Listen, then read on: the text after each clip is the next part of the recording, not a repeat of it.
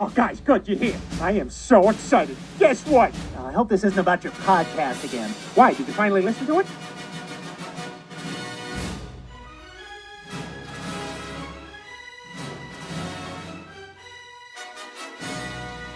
I came in like a wrecking ball.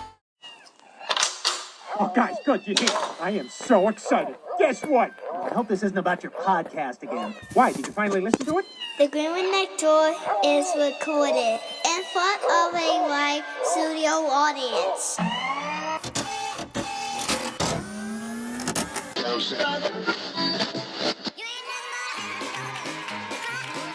Welcome to the Grooming Next Door. You're listening to my mommy and daddy. And now our feature presentation. And here's your host, my mommy and daddy, Chris and Stella Green. Hello, Pups and Kittens, and welcome to episode 85 of The Groomer Next Door. I'm your co-host, Chris Green. Sitting next to me, as always, is the lovely, the fabulous, the talented, and Groomer of the Year, Sarah. Hello. And joining us this week, we have little one, Claire, over here. Hello. How are you doing? Thank you for joining us this week. Good. Tell us about your week. My week gone good, and I had some great days. You had some great days? Now I'm almost becoming a first grader. You are almost becoming a first grader. That is awesome. And I'm almost becoming almost 7. Yep, you are almost 7. Yeah, only one more month. Yep. And then it's my birthday on 20th. 22nd. 22nd. That is right. Are you gonna actually move out next year, right? Or next month? Well, You gotta get a job. You're almost 7. You gotta get a job, get a place. yeah, and I'm not gonna get a job. I'm gonna work at the Grooming Next Door. Oh, you're gonna work at the Groomer Next Door podcast? Yeah. Oh, okay. I'm Well. gonna look at my mom and dad. Oh, okay. Well, I mean, good luck on that one. Yeah. Mommy doesn't have me working there anymore. Well, I am not going to clean dogs. I am going to be a vet. Oh, you're gonna just go open up and be a vet just by next month? That's awesome. Yeah, and we can get more money. I love it. Now that's how you teach your kid. 7 years old, you're gonna be a vet. Yep. You know, to heck with that Doogie Howser kid. He was like, what, 15 when he became a doctor? She's 7 and she's gonna be a vet. Yeah, eat that. All right, everybody, let's dive right into the Weekly Roundup. The Weekly Roundup. Yeah. All right, on this Weekly Roundup, I can tell you how 2 of your days went. I can't tell you how the other ones went. Well, I am getting a wee bit ticked off. Ever since I quit smoking 6 weeks ago, I have yet to be able to breathe easily. Yeah, and that doesn't make any sense to a lot of people. I want to actually mention it because I didn't mention this last week. You were 5 weeks smoke-free last week, and this week marks 6 weeks smoke-free. So congratulations. I'm sorry I didn't mention that. I know it was on album art, but it's something we need to always address because that is a huge accomplishment. Well, it's pretty okay. I'm staying strong. That's not my problem. It's just I have been sick ever since April. And then, okay, I was like, you know what? I'm just going to quit smoking. Maybe that's my problem. Excuse me. So I go ahead and quit smoking. And then I had a double respiratory infection. Went to the doctors, got all the medicine. And right when I'm feeling good, I had 2 days where I was just feeling fantastic. I could take on the world. And all of a sudden I got a sinus infection. So I'm not sick or anything like that, but all my sinuses are all screwed up, putting tons of pressure. I sleep with my mouth open. It's horrible. I am not a mouth breather, folks, and having to do that just is a pit. And then when you're grooming and you have to breathe through your mouth, You inhale so much dog hair. yeah, I'm constantly wiping my mouth. It's horrible, guys. So appreciate it when a groomer comes to work while they're sick. Very They true. go through so much. Very true. So this whole week I've been tired because I'm not getting enough oxygen in me because when you go from being a normal nose breather you get more oxygen. And then you go from nose straight to mouth breathing. You don't get that oxygen anymore. The lack of oxygen is just terrible, and I'm tired. I want to go to sleep. I just want some time to sleep. Well, I can remember Monday. Monday was a cluster F. The worst day. Here, I'm thinking I'm going to come in. I'm going to actually work with you. Nothing went right. That was a diabolical... Well, we found out why nothing worked right. Yeah. I overestimated how your schooling's going in just a matter of 4 weeks. Actually, it was 3 at that point. Or 3 weeks, right. So, it was a blunder on my part. I shouldn't have done it, and I set you up for a little bit more of a failure than you should have. And I do apologize for it. Well, but we made up for it this weekend, though. Oh, yeah, we did. We'll go over it in Grooming Academy. You'll hear day by day what went on. You can learn a couple things from, you're obviously learning every day how to use your tools. I'm not sure how this worked out, how this blundered up, but now that I understand where the blunder is, it makes a huge difference. Well, every groomer has their own unique style and techniques. Some of them are absolutely wrong. Or outdated. And then some are just different. Get the same results, just different. Right. And there's some techniques that are learned as you progress in your grooming career. But when you start out, you need to start out with the basics, the simple stuff. And you can't give somebody, a dog that takes hours of scissoring for someone who's only been grooming for a week. That's not right. It's not fair. It will screw with anybody's head. And most likely that haircut's not going to look right. It's horrible. Right. So, I showed you a few ways that are a little easier and make more sense. They made all the sense in the world. Are you kidding? It was night and day for me. I was like, oh my goodness, that makes all the sense in the world. And there's definitely some changes that I'm going to be making as of Tuesday. Whether it's liked or not, I don't give a flying beep. I paid my money, and I will be doing things a lot differently. Yeah, the only thing that I'm a little upset about is that I was told one thing and then something completely different has happened. I simply said I need you to know how to do proper body, legs, and feet cuts, teddy bear faces, and schnauzer grooms. And yet to this day have you groomed a teddy bear face or a schnauzer. Proper schnauzer. And I'm like, okay, alright. This has only been the first 4 weeks. Something's got to change here. Well, we're talking about 4 weeks out of 12. Well, roughly a little bit more probably than that. We want you home in 4 more weeks. Yeah, we want to end this in 4 weeks. Obviously, every week that I'm not here is money that we're losing. There's a lot to go on. I'm not gonna sit and bash and slam anybody because there's no need for that. I have to come back and for a lot of reasons. Each day when I do a dog, I see money flying off my table and it drives me insane. Oh, me too. Yeah, and it's some people wonder, well, you go home every week, why? Well, I actually get to work again with Sarah, which is the most important part. I get to take what I know to the shop, and I know that every dog that I'm touching is helping make us money, and that's really the most important part. And you're doing it properly to where you're not hurting that dog and giving it a bad experience either. True. I mean, there's no harm I see in where I'm at. It's just I can see things that I would do differently. There's logic that I see. My thing is that right when it comes to you going to Grooming Academy, I'm not your wife, I'm your boss. Yeah. And for me to fork out this kind of money, obviously it's us. Yeah. But when we're talking business, it's I'm forking out this kind of money for you to learn. I should be able to make sure you're learning the proper techniques that I need you to learn. Not something that is over glorified. Yeah. You know, you don't want to be a certain type of a groomer. Well, you don't have to be.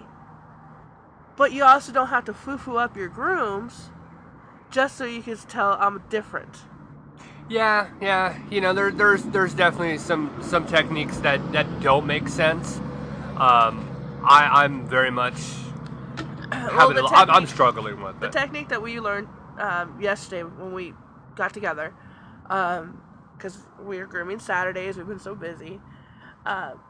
You don't scissor up the leg.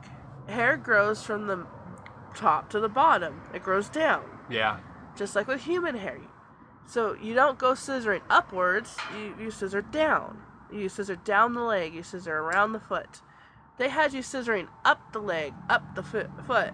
Right. No, that's not how you do it. That you will not get an even cut, and no. And don't start with the foot, start with the leg and work down. Exactly. It's like when you're drawing a picture. You don't start at the sky and work your way down. You start with the grass and you work your way up. Because the way it grows, the earth grows from the bottom up. It starts with the grass, then goes to the trees, and then to the sky. So it's the same premise. But with dog's hair, since it grows down, you scissor it down the leg and around the foot. And the other thing I want to stop doing is I want to actually stop using my curved shears. I'm going to my straights now because the curves just... I'm finding that there's more mistakes that I'm making with a curved pair than my straight shears. Well, and that makes... I felt more comfortable with my straights yesterday than the curve. Well, see, curved shears are great. The only reason why I don't have any is because mine busted. Or they got so dull that no sharpener could fix them. So I just went to my straight shears. Well, straights can do anything a curve can, you just might need a little extra help. But your particular curved shears have such a bend in them. It's almost like a half circle. Yeah. And that is just too much of a bend. So... it's time to move forward and change out. So, and at least until I can master my straights. Yeah. Then I can learn how to work with my curves again. You can still use your curves. I mean, I was taught how to use both at the same time. Right. Use your straights for your straight lines and use your curves We've for also your curves. discussed, I really think you had a better situation in learning than I did. Yours was... I had one of the better instructors in general. He himself has won awards, and he himself has done a lot. Sean was an amazing instructor, and he had that calming ability. He was able to come to a dog that was flipping out on our table, and the dog would stop. Just stop. I saw that, I'm like, that's the groomer I want to be. Right. I want to be that groomer that comes over and the dog just settles down. Yeah. And sure enough, that's the kind of groomer I became. As back before Kim washed out of grooming, I went up to her dog and the dog's flipping out and moving around. I came up to the dog was perfect. Yeah. I was able to complete it. I looked at her, I'm like, I don't know what your problem is, but I was able to complete this dog just fine. Right. And so that was my instructor. And there's a lot of people who like to give me grief about where I get my training from. But the best move on to do better things. Well, yeah. And I've moved on to do better things. And it sure is a lot better going to an actual instructor who himself went to a school to learn how to instruct than to learn from somebody else in your shop that you just met. Yeah. Yeah, that's true. Well, I'm going to move on, so to kind of bridge all this together, and is there anything else on the week you wanted to mention? Everything's looking good. We're just really busy. We're asking our customers, I'm sorry, just hold on for a little bit longer until Chris can come back from Grooming Academy. And the response has been overwhelmingly awesome. Can't wait. There's people saying, oh, you can do my dog when you come I know. back. Here, come back. If you come back on a weekend, you can do mine. I know. Practice on mine. It was like, some people you're going to get one or two things. You're going to get people that don't want you touching their dog because you're brand new. Right. Or, like what we're experiencing, people throwing dogs at you, saying, "Here, you could groom my puppy. Oh, I would love for you to take care of my dog." It's overwhelmingly it's humbling and wonderful, and you know I'm not going through this saying, oh, I'm going to be the best, I'm going to be the best. I'm going through this whole situation going, I am just hoping to be a good groomer, a quality groomer, not some half-ass, no ability type groomer that's just in it to make a couple bucks and give you crap. Well, that's one thing that I've noticed throughout the years. You can make mistakes on the groom. Your grooms don't have to be perfect. But if the customers know that you're treating their dog right, you're treating them right, you're a good person, then 1 year longer than the other, they'll let it slide and not care about it, because they much rather have good people working on their dog than a little snot-nosed brat who screams at the dog but does a perfect job. Yeah, but the problem is, and half the time they're not even doing a perfect job. You put out perfect grooms, and you do. And that's the thing though. You have very high quality grooms, so it's one of those wow. So to kind of bridge what we're talking about with Grooming Academy, I'm going to actually put you through and over to this week's version of Grooming Academy, which, as you know, I record it every day, right? At the same day, so everything's fresh in my head, and that way you're able to actually hear. Without having me to recap it, I have to actually give you guys a play, actually recorded each day. So sit back and enjoy this week's Grooming Academy update. Okay, class is about to start. Hello, Pups and Kittens, and welcome to day number 12 of Grooming Academy. Well, let's see. Today was a travel day. I traveled back from home all the way out here to school this morning. That is always a challenging drive. It's even more challenging after you've been home since Thursday of last week. So that can be a long drive because you keep thinking I was home for like 5 days. Worked 2 of those days. Yesterday didn't go so well. So unfortunately, my confidence today was pretty much in the crapper. So that was really difficult. But I got in today, and traffic was a little bit easier to get out here, but on the other side we had rain up and down the highway, so it was a little bit harder to get here. The 2 dogs today one was a miniature poodle, which, as we've all have heard from me before, those clean feet can be real pains in the butts. Just be able to get all those little hairs. They're very difficult to get that clean feet, challenging.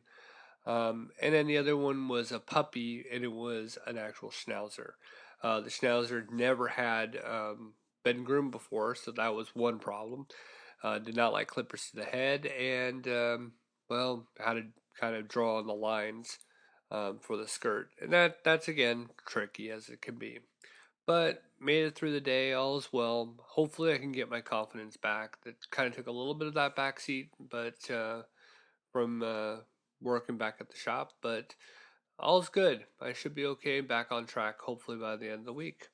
It's a full week, so pretty much going to be, all week we'll be doing this, so no going home early for this guy. So that concludes day number 12. Hello, everybody, and welcome to day number 13 of Grooming Academy. Well, I have got my confidence back, thankfully. I was able to rebound after a little bit of a confidence decrease, but that's always going to be expected whenever we're trying to better ourselves in life. I'm pretty sure all of you have all gone through it, whether it's going through school, promotion at your work, moving to a new place, anything that requires change and dedication to actually better yourself, you're always going to have that little hiccup. I unfortunately had faced mine, and in some sense, it was probably a better thing. I had faced mine earlier this week. Made me really think about where I was at, my progress, if I was making progress. The expectations I have for this is a little bit higher than I should actually have. I put a lot of expectations on myself, so unfortunately that requires me to kind of take myself out of an equation and look at things. Today I was able to actually redeem myself within my own psyche, of course. I got into school normal time. We did an exercise which I was a little baffled by. The instructor wanted us to use our grinder and take a number 2 pencil and sharpen the pencil with the actual grinder. That would actually give you the opportunity to learning technique to actually use your grinder in a more efficient way. Personally, I disagree because I'm in my 4th week now. I felt like that could have been something I could have done on my 1st week, maybe 2nd week. The other person that's there, they're on their 2nd week. So it was kind of one of those, well, I'm kind of past that stage. I shouldn't be doing it. But it was still an exercise that I was willing to do. And it was good to see. But for me, it was a little bit too 101 for me. So then my first dog was, well, I had only 2 dogs today. They both were Shih Tzus. The first one required a flea bath, which I do prefer our bathing system back at our shop a lot more than what I do here. But that is one of the things about in grooming, and I've experienced this one with Sarah. Different shops have different protocols, and you really have to accept that, and you have to appreciate that. There is no, you're right, you're wrong kind of method. It gets the job done. I have a preference, and they have a preference, and since I'm in their house right now, I have no problems adhering to their preference. So I did their flea bath on the dog. I still miss our system, but it was an entertaining dog in its own. The body was a number 7.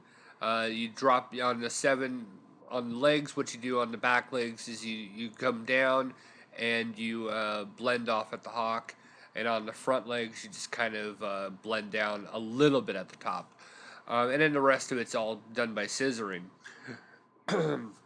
The I wanted to make sure I blended off the legs so that they would represent the number 7 blade that I was using, so it would all blend in uniform. It was kind of funny.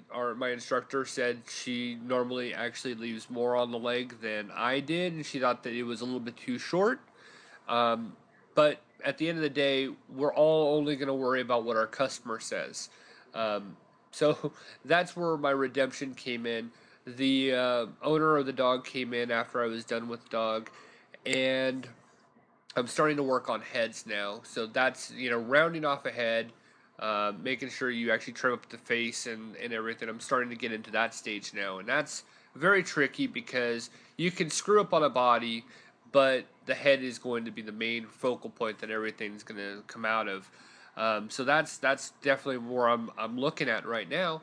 But the owner loved the dog, and in his words said, and I quote, "This is the first time that it's actually looked the way I've wanted it to look."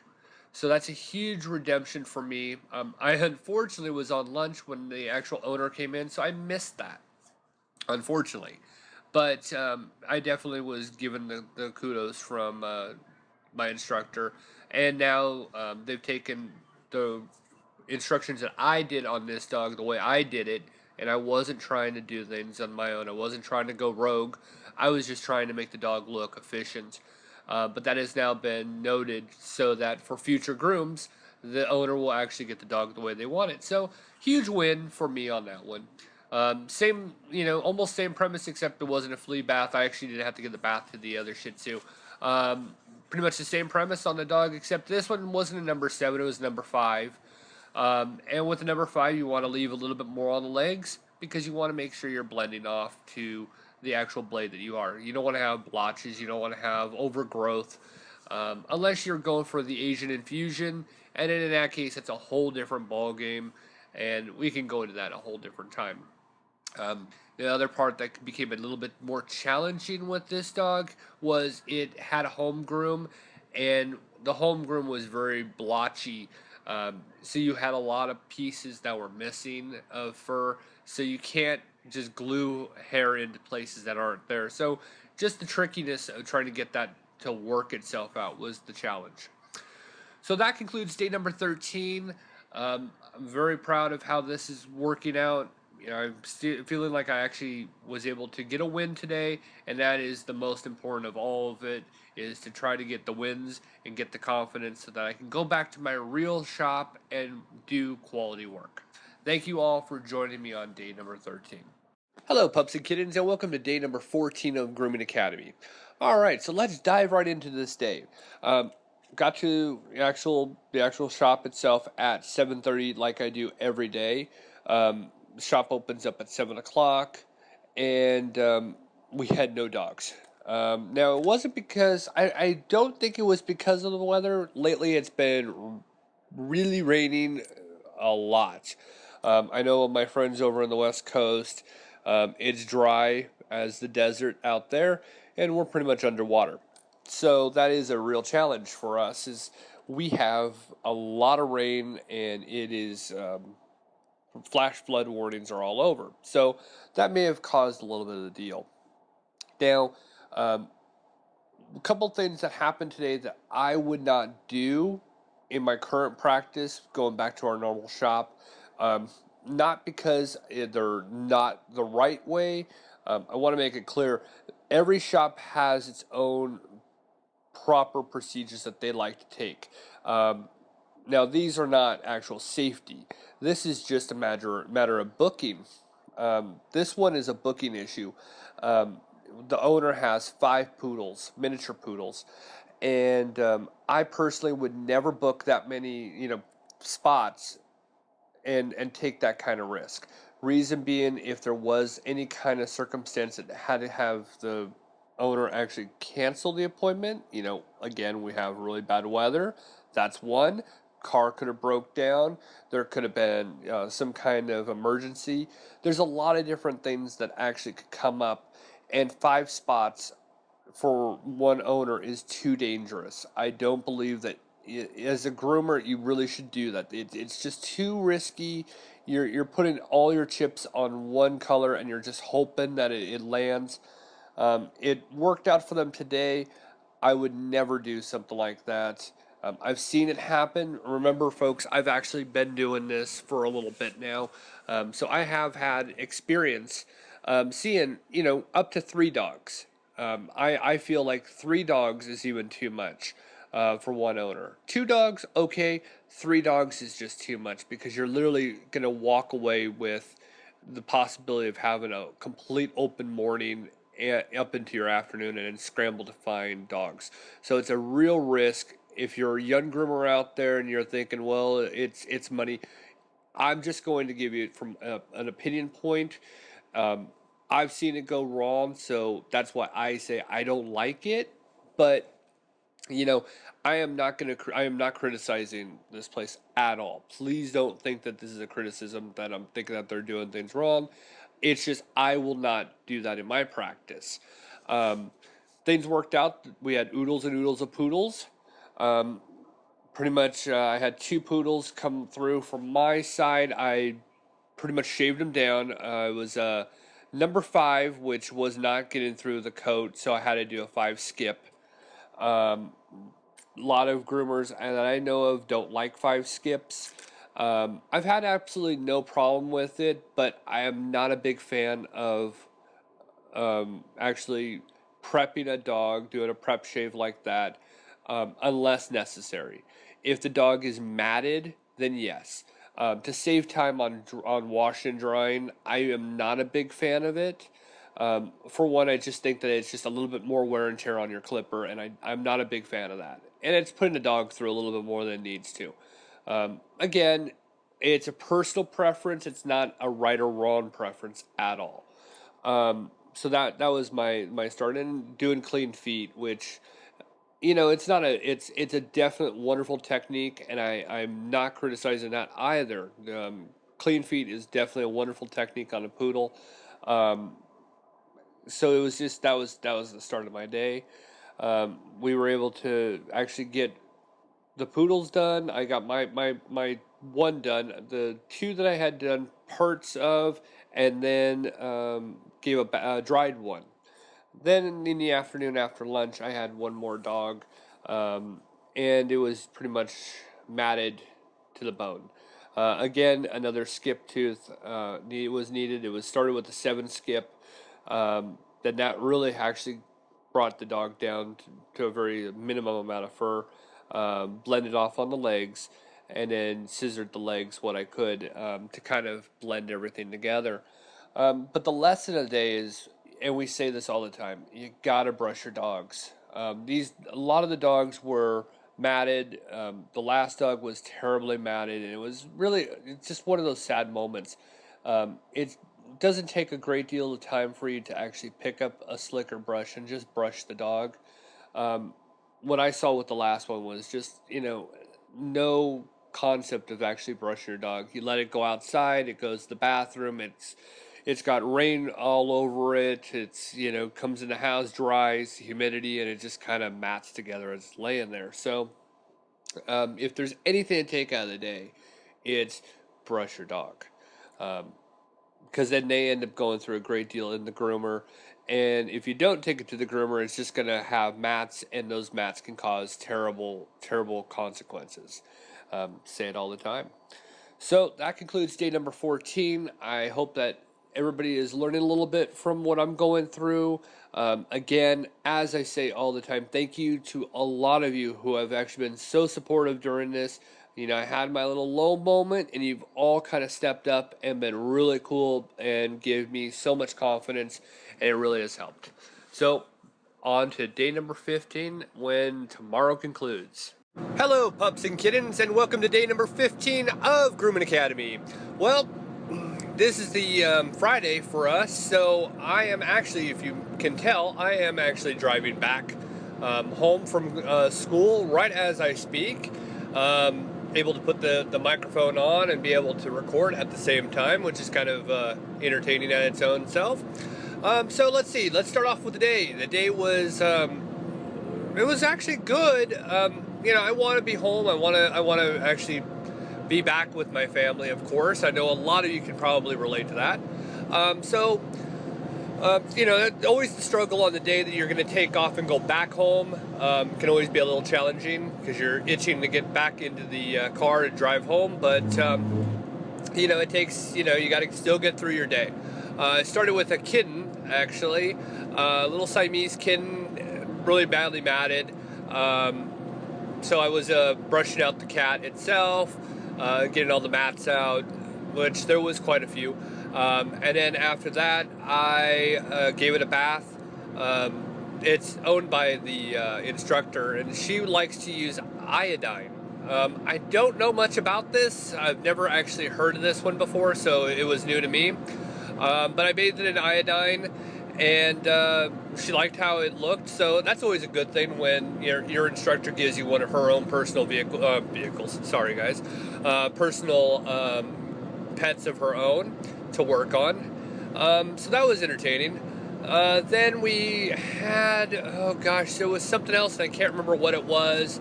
I finished my day off shaving down an Aussie Poodle mix. Aussie Poodle was again another matted dog. Man, I'm just seeing tons of matted dogs right now. And it's, I understand that the weather has been a little bit harsh, but that really is no excuse to not brush your dogs. So that was a challenge, let me tell you. The Aussie Poodle had a number 7 on the back, and then I went to a 0, which is a guard comb, down the legs, and of course, it was matted, so a lot of the matting went on. I had to do clean feet, which I'll tell you one thing: a clean feet on a big poodle, whether it's a poodle or Aussie Poodle or Golden Doodle, whatever your poodle breed is, the clean feet on a big one is a lot more easier to actually maintain. You can actually get there and see everything a lot better. So that was a much more enjoyable experience on that part. Just a lot of work on that one.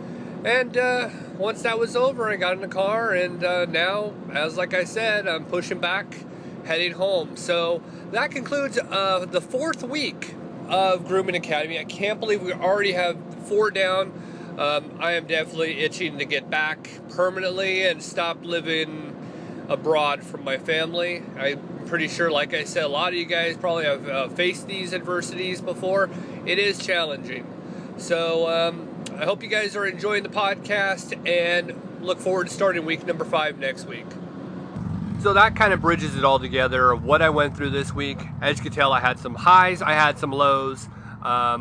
Early in the week, I had a lot of low, but I was able to rebound. I actually really felt like another rebound came on Saturday when I was working with you and you opened up that light. It just kind of clicked, you know. Whenever you're trying to learn how to do anything, any kind of special skill, everything's really fuzzy at the beginning. And then as you're learning, it starts to become clearer and clearer until the actual picture is in front of you. Like, oh, that makes sense. That made all the sense in the world. I wish I would have seen that from the beginning. But speaking of which, I have like 2 or 3 pictures to send you. Of what?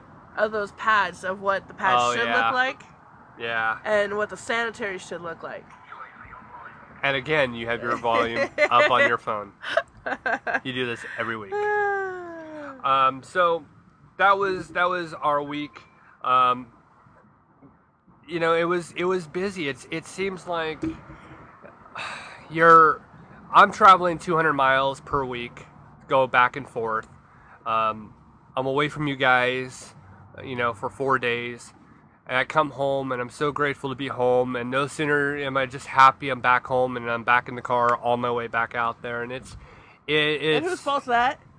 Well, right? Why did you come home, stupid? You know, if I didn't come home, I would have 3 days off. 3. What would I do with myself? I wouldn't know what to do. It would drive me nuts. So yeah, that's this week's, you know, roundup with both of us. Hopefully I'm coming back as soon as a month from now, I'm hoping. This week will be start of week 5. It'll actually be the exact 1 month that it's all been going on. And, you know, I'm looking forward to moving forward. I was really happy. I don't know if I even mentioned this on day 15. You know, when I was leaving for the week, my instructor gave me $25 for, you know, what I had worked on in a week, and I was really appreciative to that. You know, in 2 weeks I've made a modest $45. I know it's not a lot, obviously, when you go to work and you're there from morning, you know, early morning to late afternoon. Obviously you would make a lot more in one day than, you know, the short. But still, you're getting money back. Right. Which is nice. Yeah, I'm not complaining. And it's, she said this doesn't normally happen until the end. Yeah, and I really appreciate it. The end, like the last couple weeks. Yeah. Do you ever get enough just for maybe some gas money? Yeah, I appreciate that. I was like, oh, 4 weeks into it. Well, my third week, I got a $20 tip. Yeah. I thought that was amazing. So, you know, again, it's been a high and low week. There's some, you know, as you can tell, there's been some moments where it's just, but we got to expect that. You know, whenever you're working out for something, you're going to have those moments when you're actually going to second guess yourself. All right, let's move on to GND news.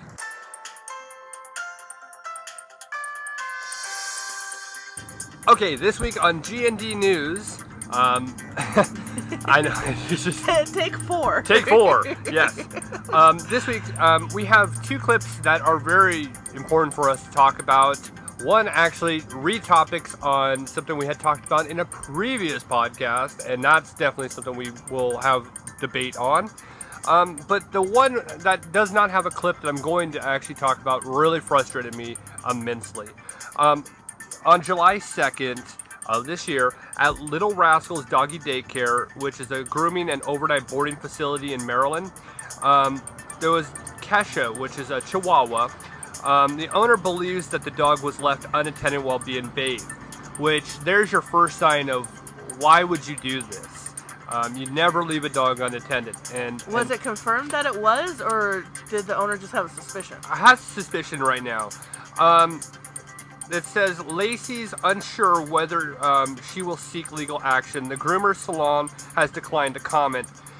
In a statement, you have some sort of protocol in place of something. They're watching the dog at all times. You wouldn't leave a baby in a bathtub and step away, which is exactly how we refer to every time that there's a dog on our table or in a bathtub.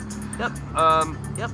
The article on the internet that I read was titled "Dog Died After Accidental Hanging at Grooming Salon." Is this death accidental? This adorable Chihuahua was a subject of pure negligence at the hands of a groomer. Well, yeah, see, that's the problem. People don't understand what accidents mean. Yeah. Accidents is, seriously, it was an accident. No one could have thought this could have happened. But when you walk away, it's strictly negligence. Well, that's it. Because you know something could happen. That's it. Most likely, the groomer did not kill the dog intentionally. However, lack of attention and distraction when entrusted with the life of a living creature is not an accident.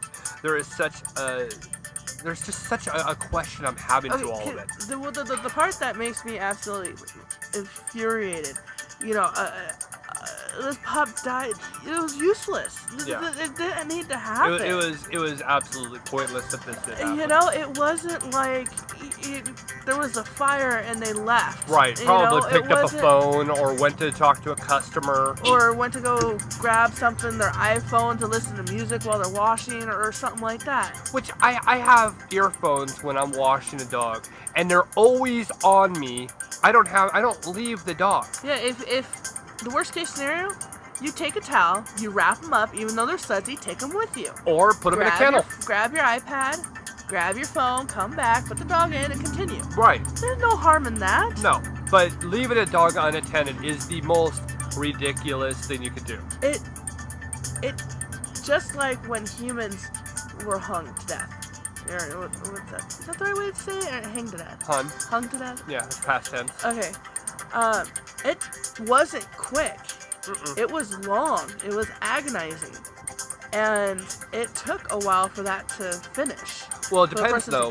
It does depend. I mean, in these circumstances, probably what happened was the actual noose or harness was on the dog. The actual bar that was holding it in place was probably too low, so there was a lot of give. The dog was unattended and went to jump off the table and probably snapped its neck while jumping off. They said it was hung. Well, it was strangled. That's different than being the best case was that the dog was instantly killed. That's what I'm hoping. But if it was strangled to death, that takes a while. True. Most groomers have slip leads that, I don't even like calling them nooses because they're not a noose. Yeah. They slip. Yeah. And it's a safety feature, and they need to be properly maintained. If they start fraying, that means they are no longer useful. Right. The mechanism for these is that if a dog were to jump off your table, because trust me folks, it can happen, I've seen it. Dogs jump off your table, that the part that keeps the dog's neck inside goes straight up. Yes. It's a little, It moves right up. Yeah. And if the fabric or the leash part that is holding them on, if that stuff starts fraying, then it won't move up as easily. Right. And then you need to replace it. Right. Because it's a safety backup. Very true. First safety tip, you stay with your dog. Second, if the dog gets crazy all of a sudden, because that can happen, where a sudden noise happened, somebody dropped something by accident, or the dryer turned on, or they hear their owner and they take off flying. It can happen. It happens a lot. But when you walk away and the dog is strangled, that means it takes a long time for that to actually happen. Not as long as it would if it was a Saint Bernard, but a Chihuahua a little quicker. I just hope it was quick and, painless because, man, obviously it already happened, so. The loop that they used should have had that safety mechanism that came straight up and let the dog down. True. So I would much rather a negligent groomer have one of these and the dog ends up breaking its leg from the drop than to get strangled like that. But see, the whole thing always comes down to this. Don't leave the dog unattended. We see this so often. That is rule number one. It's grooming 101. It really is. I even trained you that you hurt yourself before you allow anything to hurt the dog. I've had dogs that freak out for a dryer. And I mean, we're talking in low setting, one motor, simple setting, no nozzle, just simple, and they're freaking out. When they freak out, you take them off that table. You let them sit in a kennel and kennel dry. That is a method, and it just drives me nuts. And what really set me off was, I'm not going to mention their name, but they had posted a comment, and I'll read their comment. It says, "This is why I never put a noose or harness around the neck when grooming. Wake up, people, it's dangerous." No, you're an idiot. Yeah, that's a groomer thinking that they're the best groomer inside the entire United States, if not the world. Right. That they're so good, they don't need to have a loop around their neck. They don't need to have any kind of safety harnesses on. That they're just so good, their dog stands perfectly still. Yeah, that never is going to happen. Come back to the real world, lady. Or gentlemen. I don't care. Female to female. Most groomers are females anyways. True. Come back to to planet Earth, okay?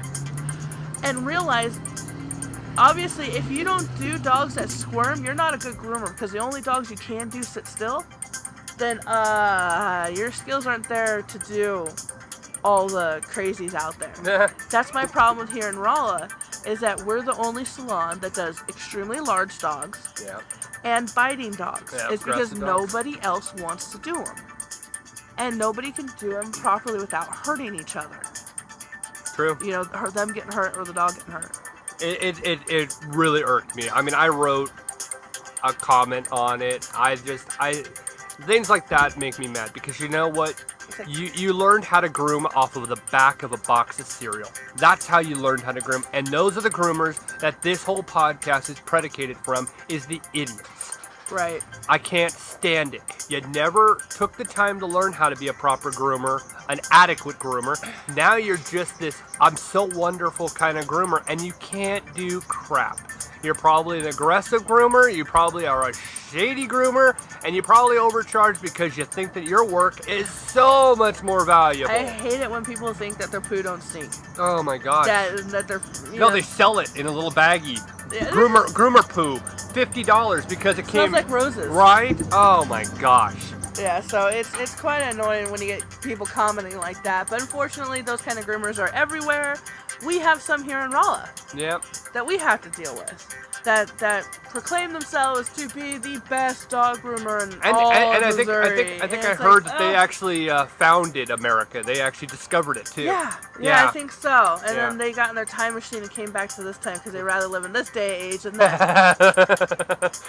All right, the next story I wanted to talk about, and I just want to actually, again, another WTF of the week for this. Purina, hey, you're back in our news. Again, you provide people with crap. You overcharge. I don't agree with what they're putting in it. I mean, why don't we just put a kitchen sink in your product, because it probably would have more protein than what they have. But enjoy hearing what Purina is putting in their food now. New concerns tonight about pet food. Nothing new is being recalled right now, but many pet lovers are asking questions about sharp things they're finding in a popular brand of dog treats. Scripps consumer reporter John Matarese uncovering the origin of those hair-like pieces. People with pets are on a heightened state of alert these days after several pet food recalls and some dangerous pet treats from China. So one man was understandably concerned when he found something sharp in his dog's treats. Brian Walsh treats his black lab, Sarah, like his own child.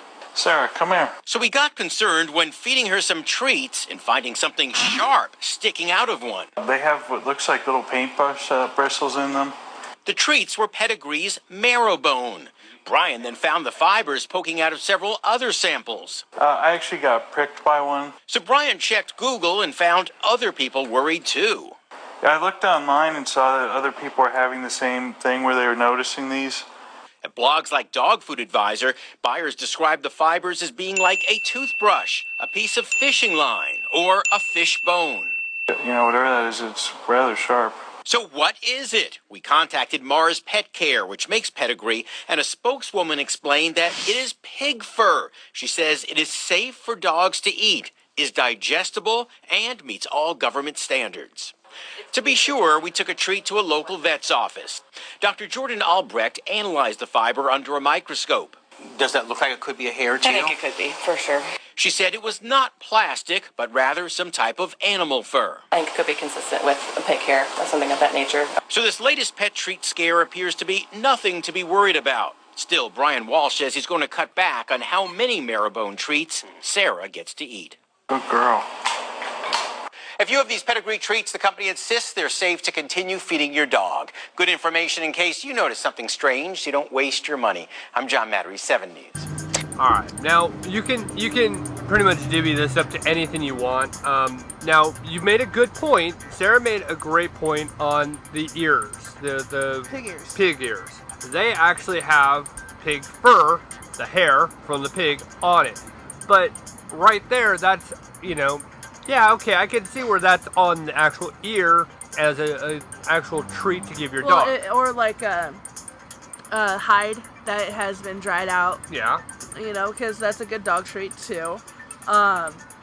We sell joysticks, which are cowhides rolled up, and never had any kind of hair follicles on those either. But again, these are treats that were made here in the United States, not in China. See, I can understand that, but marrow is bone marrow. There shouldn't be any hair in there. Yeah, there shouldn't have any kind of fibers whatsoever. Very stiff fibers is what it's actually showing. You can look online. You can see these. They're protruding pretty far out of these bites, and it's not like, oh, it's one in every couple. It's not a toy in a box of cereal. We're talking about almost every one of these have it. It's a growing concern, and it's again bringing up the question, Purina, what the serious F are you putting in your stuff? And what sucks so much is because Purina has those awesome dog shows. They have the Purina Farms out here in Missouri that you can go to. It's very fun. They have this really nifty place, but boy, is their product BS. Yeah, it's like and what really gets me, and I kind of laugh at it, is that, and we've said this in previous podcasts, is, hey, look, on our bag of food, we're showing you that we put all the things your dog's allergic to on the bag, and we tell you, hey, it's good for your dog, and yet it's not. Yeah, I wouldn't feed any treat from a grocery store to my dog. I won't do it. My dog, I can boil a piece of chicken. Obviously, our chicken is cage-free and it is free range. So, even the chicken that we eat is very researched to make sure that it comes from a very humane upraising. Well, it's like when we took Katana last week to the vet because she has allergies, and the first thing they ask is, what are you feeding your dog? Well, yeah, that would be exactly Blue Diamond Naturals. It's like Diamond Naturals. I say the same thing to people. I see flaky hair dogs where I'm at, and I'm like, well, I know right away that they're feeding their dog bad crap. Yeah. So it frustrates me. I would much rather go and boil a piece of chicken for my dog and use those as treats than ever buy anything from the grocery store. And there's some good treats though out there that are not from these garbagey low grades. Well, see, my problem was when we moved out here, we really didn't know Shadowwood was an actual store. True. We thought it was just a boarding and grooming place, with not the greatest reputation at the time. It didn't have anything to do with them. It had something to do with someone else. A certain person leaving did all the good things for them. It only takes one bad apple to ruin a nice sweet pie. So, once that bad apple was removed, that pie became sweet and good. Anywho, I didn't know they sold good stuff. And we're buying our dog food from the only place where we thought we could buy it from. And Family Center hikes up their food so much. I wasn't about to go spend more money on dog food at Family Center than I did at PetSmart for the good stuff out in California. I'm not doing it. And I mean, there are, and I know where I'm living right now, out where I'm at, there's, you know, a lot of places to buy dog food, and you've been into a couple of the stores. They have some low grade, and you can just see the chart as it goes up: low grade, medium grade, high grade, and really high end. And some things you're paying extra money for. I'll tell you one thing, we say this all the time: you feed your dog less with the good stuff than if you feed them the crap. And it's almost, I think it was actually the crap is 2 cups or 3 cups compared to, you know, a cup and left. a half. Yeah. It's usually half of what a good quality is. Even when you get down to the treat part, like rawhides, like those people are finding rubber bands in rawhides. The rawhides themselves had worms. This is stuff bought at grocery stores. Right. Now, you go to PetSmart or Petco, they have low-grade stuff too. Their corporate makes them, obviously. But the little shops, they take on the better foods. Yeah. There's one particular pet store out in Springfield. I forgot the name of the place. I know what you're talking about, and I can't think of them either. That was called like Petways or something. I don't know. I know what you're talking about. That's what I was referencing. Yeah, that one. Yes, they had entry-level food that is better than the grocery store, and they have really good stuff. But I would, I would much rather make the treats at home from stuff I know where it came from than buy the food from the Walmart. Yeah. And then once we started working at Shadowwood, then I'm like, oh, all this amazing stuff, and I didn't know it was here. That's true. And then you learn how it all processes through. And look, I'm gonna go on the side here that every maker has, every different dog food company out there, they all have bad days. Yeah, they have batches that aren't right. Right, there's always something that can go wrong. Even the top of the top can have a bad day. It just seems like this one has it all the time. Well, yeah, like Diamond Naturals, they had a big recall a couple years ago, but haven't had one since. Right. Purina had one a few months ago. Yeah. How many times do we talk about it? You know, bigger the company, the more problems that they're going to have. We understand that. We know that. But this isn't just, oops, we misread the ingredients, or, oh, whoops, we used the wrong flavor. No, this is fibers that can hurt the dog's mouths. It can get stuck in their mouths. It could screw up their intestines.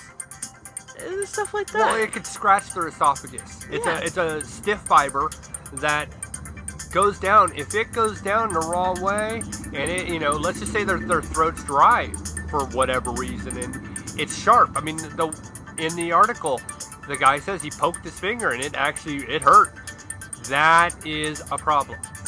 And really, I don't see, you know, Purina's... Why would it even be there? That was the question, and Purina's answer is, well, it's good for the dog.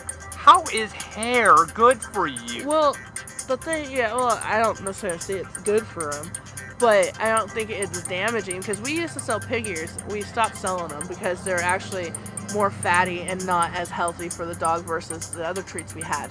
So we stopped selling pig ears. But on the pig ears, there's little hairs left on them. Little is one thing. We're talking they're big tiny pieces, though.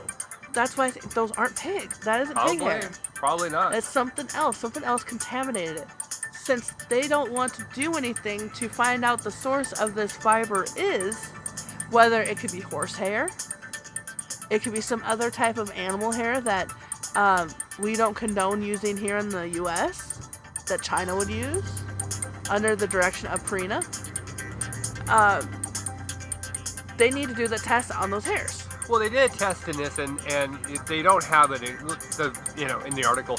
It was conclusive. It was hair, just not of what animal. That is bogus, because there are plenty of research out there that you could tell what hair came from what animal. Well, it was putting it under a microscope was what was in the video. Well, yeah, but there's others. A company as big as Purina, with as much money as Purina, because not only is Purina making money off all their brands of food, they're also making money on all the dog shows that they host. Oh, yeah. Every person that does an entry in, they get money for it. Oh, yeah.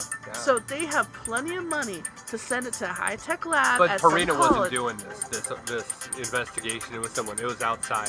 Purina should. Oh yeah. But Purina won't. No. So if this company won't step in to help you keep your pet healthy, then why should you be giving them the money so their pockets can get fatter? And one day I'd love to have Purina on the show, somebody from Purina, just to weigh in. I mean, I would stay as biased as possible, but I would definitely hit the questions of, well, why is this, an issue? Why is that an issue? I know they'll never be on the podcast, but it would be fun to have them on. I'd tear them up. I would tear them up. I would try to be good about it. Okay, now we're going to move on to our second clip of the day. And it comes again from a company that, again, we have spotlighted as having issues. And it's UPS. So sit back and again, hear us rant about a company that has not fixed a problem. An exclusive interview and footage of a UPS driver kicking a small dog. The video has already had thousands of hits online. UPS managers say they have seen the video as well. The dog's owner talked only to KSBY News.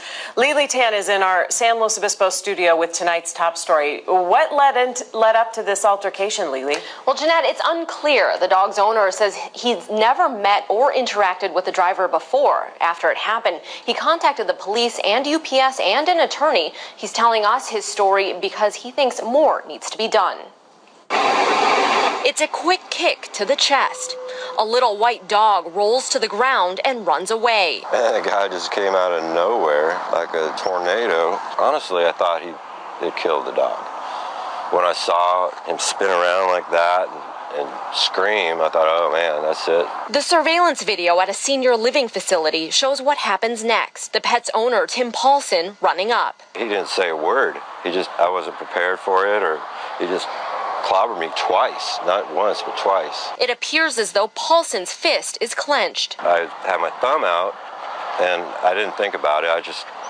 It was a reaction. I just said, hey man, I was sitting right there, and that's when he just clobbered me right here. The dog seems to recover pretty quickly. Paulson says he was trying to calm the driver down after that. He did say that he's been attacked before. He was telling me how much he hates dogs and that he would kick me too. UPS corporate officials say they train their drivers to be cautious when confronted by any dog and protect themselves when threatened. However, they watch the video and say UPS does not condone this driver's behavior and took disciplinary action. We have contacted the customer and apologized, but Paulson says he still sees the driver around town. What I'd hope that UPS would do was reevaluate this driver. He definitely needs some sort of therapy.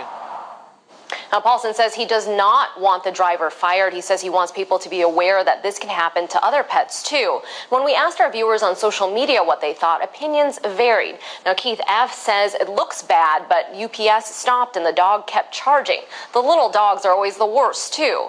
Kathy C. says, are we watching the same video? The dog was aggressive and it would have gotten up and charged the man, but it didn't. Now that you have more of the backstory, let us know what you think. The video will be on KSBY.com. Dan, back to you. Yeah, lots of different ways to read that video, Lily. Thank you.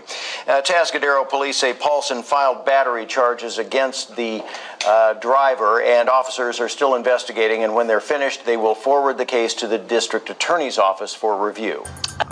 Again, another company, another time we've mentioned them, and they still haven't fixed their problems. See, I don't think it's necessarily the company. I think it's him.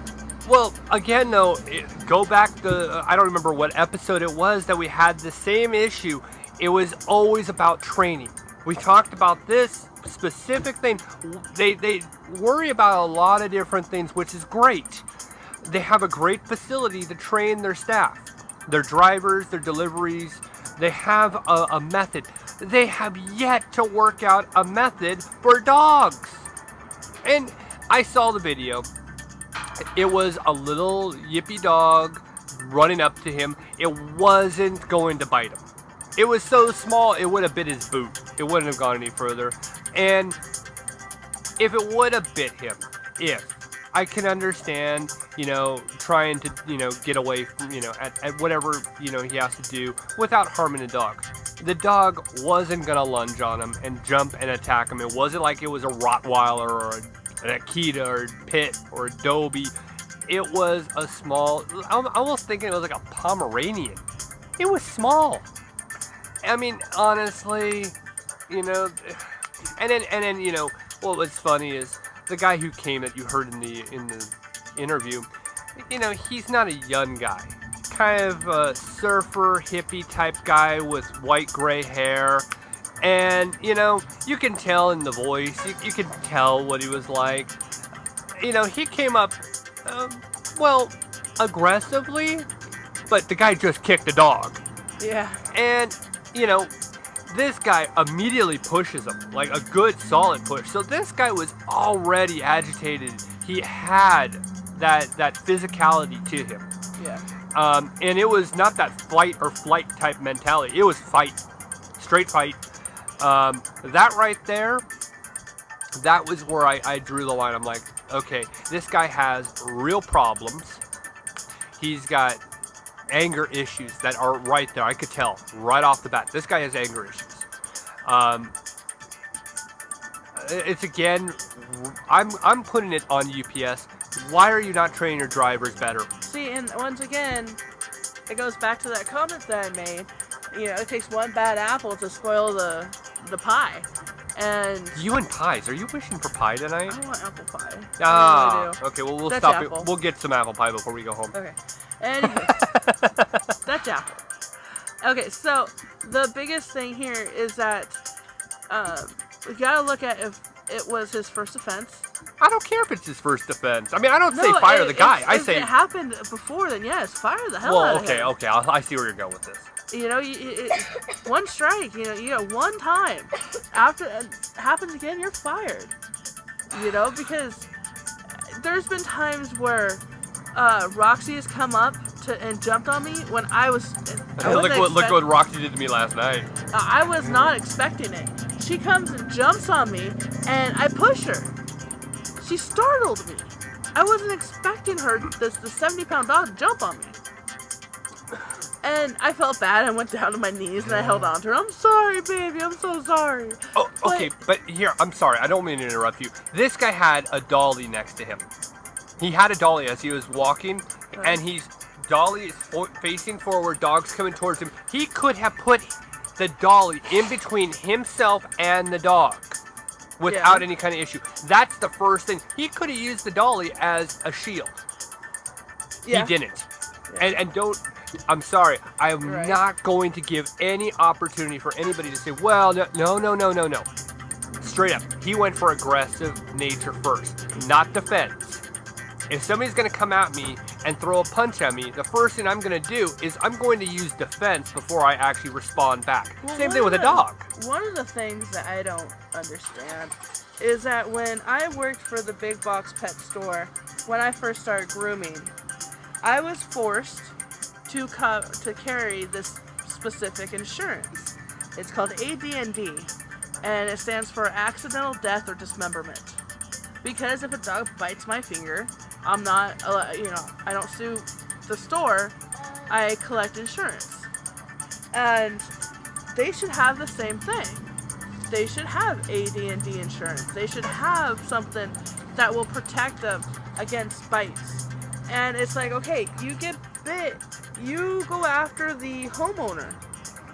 If you get bit, go ahead and go after the homeowner for having that aggressive dog in their yard. Yeah. You know, they can make the statement saying, oh, well, it's their yard, and I just broke my glasses. How the blank? I was cleaning them too hard. I was getting too worked up here. and I'm the one that's sorry. That's agitated. Wow. I love these sunglasses too. Well, we'll see if we can fix them. I hope so. Anywho, if you get bit by this little yippy dog, okay, go after the owner. Sue them. Yeah. Well, I'm not going to find excuses here. The guy, the UPS driver's at fault, and UPS is at fault for not training. Take one for the team. There was ways of defending yourself. Like I said, the guy came up within milliseconds. The guy was up there. And if you're afraid of dogs, why are you in this business in the first place? It's like, I'm scared to death of dogs, but I want to be a dog groomer.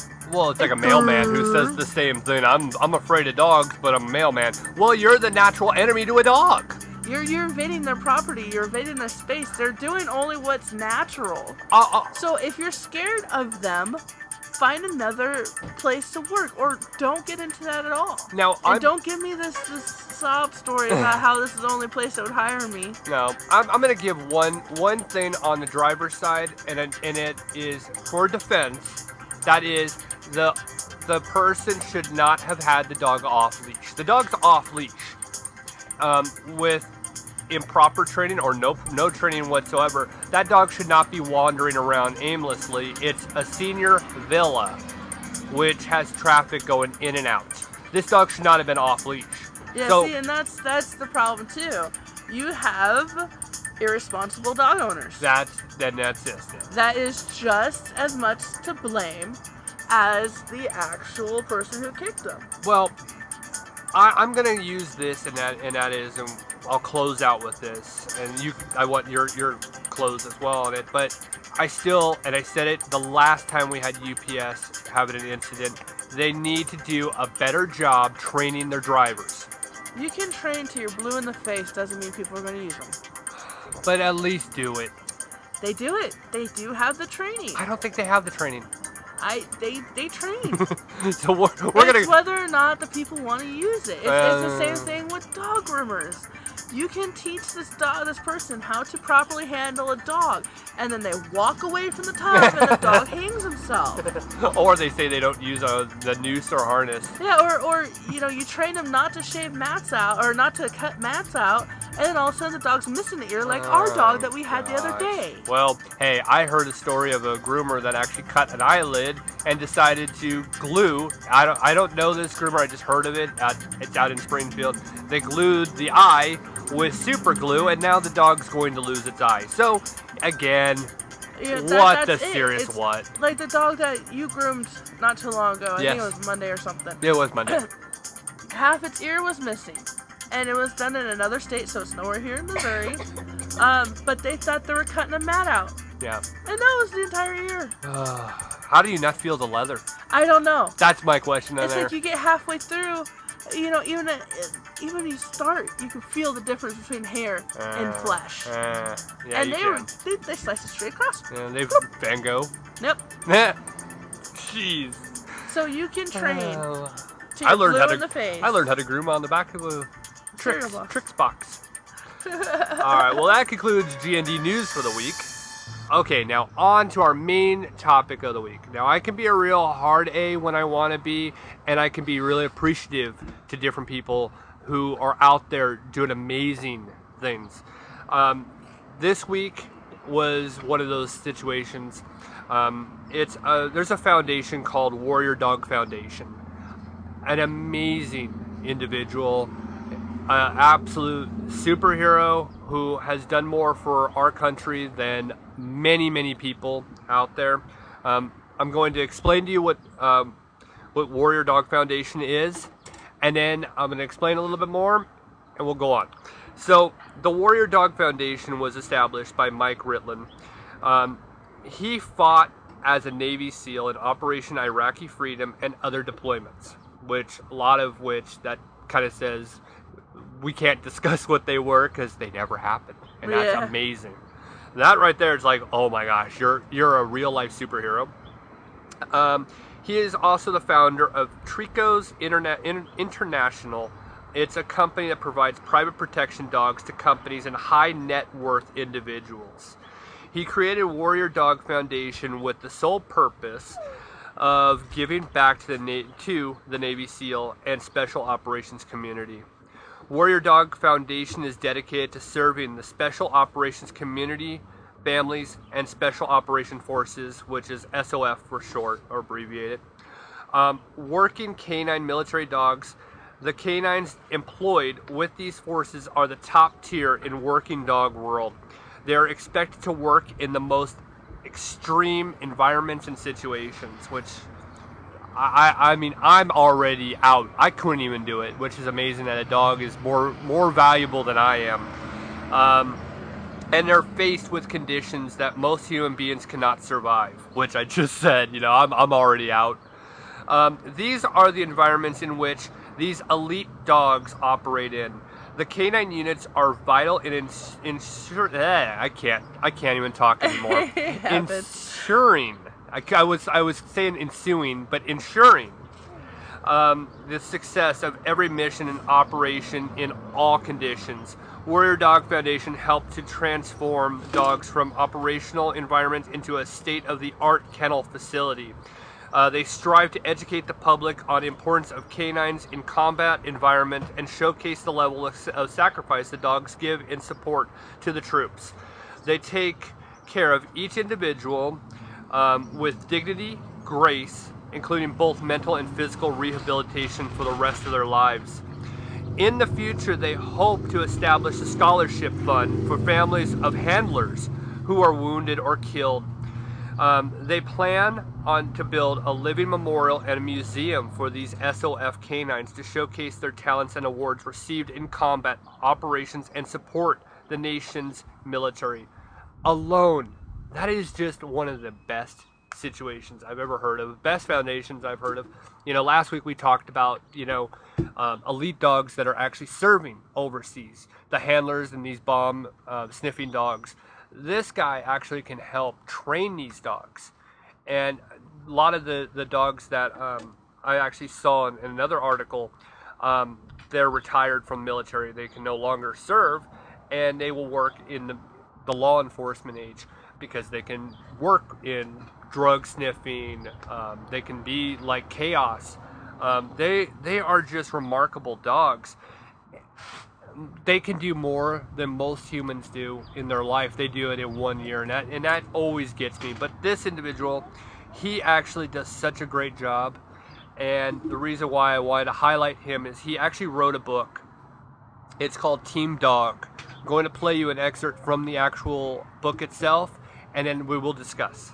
Disciplined to raising Bud as he did to my 2 older brothers, my sister and me. The only difficulties we ever encountered were with lax owners who let a couple of dogs wreak havoc on some of the neighborhood kids and dogs. For a long time, I had a healthy dislike for German Shepherds based on my unpleasant interactions with a member of that breed who was the town bully. If you were to ask my dad, he'd tell you about an Airedale Terrier who ran off his property and jumped Bud. My dad had to intervene, risking serious damage to himself, but he was able to separate the 2 of them. Bud was on the ropes, and my dad saved him. I share that story because it illustrates a couple of things. First, dogs are animals, and as much as we like to believe that their sweet and gentle nature rules the day, they do have a potential for violent action, either when threatened or simply because their genetic makeup drives them to it. That's true for any breed of dog, though natural faulty wiring is somewhat rare. We never found out what set off that Airedale Terrier. His owner was equally mystified. To hear him tell it, the dog had no history of such extreme boundary aggression. But something none of us humans could determine had prompted him to attack on that particular day and in that particular encounter. That said, the dog didn't just suddenly lose his mind, as I've heard many people say about their dogs. That was an excerpt from the actual book, Team Dog. Now, we've actually never mentioned a book on our podcast yet. Reason why is we just have never found something that was this powerful. I have never found anything this powerful. Just a great person itself. Mike Ritland is a New York Times best-selling author, and he is a former Navy SEAL. And the work that he does with Warrior Dog Foundation is amazing. And that's why I contacted the foundation this week to ask if I could actually talk about it. I wanted to actually have him on the podcast, but with my schedule, I can't do any kind of interviews because I don't have a lot of free time. So I want to have him on the podcast at some point in time because he's not only a living legend for what he's done, but he actually trains these elite dogs. And it just, to me, is something that we need to actually highlight, especially in this podcast. We highlight the good, we highlight the bad. This type of performance and dedication and service, not only while serving our country, but serving these canines and teaching them how to actually be so productive is amazing. Anything you want to go with? Nothing I could say could excel what he has done any higher than what we've already said. In Team Dog, Mike taps into his 15 years worth of experience and shares in accessible and in a direct language of science behind the importance of gaining a dog's trust. So if you ever have any questions on training dogs and you're interested in any of this stuff, or you want to actually find out more about what he does, I can't stress, go over to his website. Take a look at different things. I'm going to put it in the show notes because I'm amazed by it. His book is great. It's on sale on iTunes. Take a look at this stuff because honestly, we have so much garbage out there, and this is a Kardashian-free type of podcast, and garbagey, stupid things that have no purpose. We want to actually, educate everybody in just every aspect of pets. He does it well with probably 2 pages. We've had 85 podcasts, and he's done it in 2 pages compared to us. But an amazing individual, great book. I can't say enough. So thank you to Mike for all that he does in his book. And all he has done. And he continues to do. Like I said, we really do hope that we can have him on the podcast once all of the life that we're going through kind of slows down. Yeah. I'm back in my normal routine and not traveling back and forth and doing school. So yeah, that's it for me. I'm pretty much... I'm all talked out at this point. Very true. I mean, whoever goes out and they get it on iTunes, the book on iTunes, or actually picks up a copy or something, let us know what you think. Write into us, and if you have any questions, any comments, definitely shoot us an email. Yeah, shoot us an email at thegroomernextdoor@yahoo.com. Post comments on our iTunes or YouTube channel. You guys actually are amazing when you guys post the comments on the YouTube channel. I read them every time, and I personally respond to every one. I just think it's so cool to actually hear from you guys. You can always check us out on Facebook, the Groomer Next Door podcast. Give us a like. I try to post as much as possible. Of course, now with everything being so crazy and schedule, it's been really difficult. But definitely give us a comment, a like. It all helps out. Well, I'm Chris Green. Have a pet-tastic week. And I'm Sarah Green, making sure everybody realizes life is short. Play with your pet. And Claire? Play your pet and have fun. So have a pet-tastic week. A pet-tastic week with your pet. With your pet. Awesome. And play with your pet. All right. Have fun. Bye-bye, everybody. Okay, gotta go in my bedtime. Was without doubt the worst episode ever. Rest assured that I was on the internet within minutes, registering my disgust throughout the world.